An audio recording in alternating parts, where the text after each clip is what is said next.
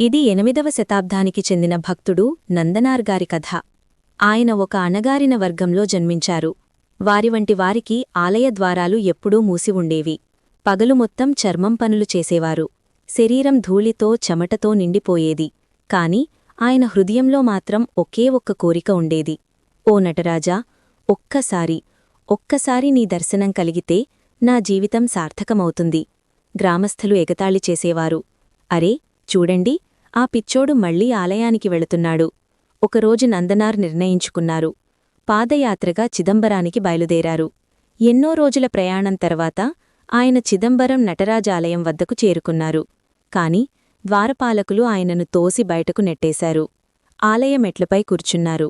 రాత్రిళ్లు కుక్కల మధ్య నిద్రపోయారు. ప్రతి ఉదయం మళ్లీ దర్శనమాశ. రోజులు గడిచాయి.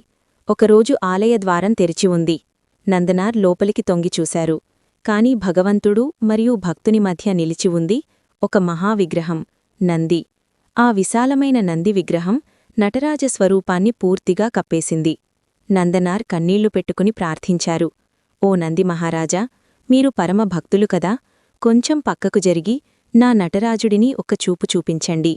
ఆయన ఆకలితో దాహంతో అక్కడే పడ్డారు. అలా 21వ రాత్రి గడిచింది. భూమి కంపించింది. పూజారులు పరుగెత్తుకుంటూ వచ్చారు. వాళ్లు చూసిన దృశ్యం చూసి కళ్ళు చెమర్చాయి. సుమారు 100 టన్నుల బరువున్న నంది విగ్రహం తన స్థానంలో నుండి కొద్దిగా పక్కకు జరిగిపోయింది. మధ్యలో ఒక ఖాళీ చోటు ఏర్పడింది. అక్కడి నుండి నటరాజస్వామి స్పష్టంగా దర్శనమిచ్చారు. ఇదే పూజారులు.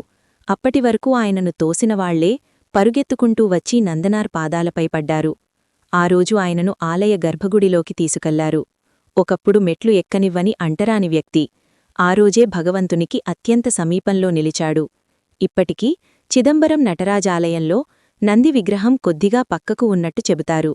భగవంతుని దృష్టిలో జాతి లేదు, ధనం లేదు,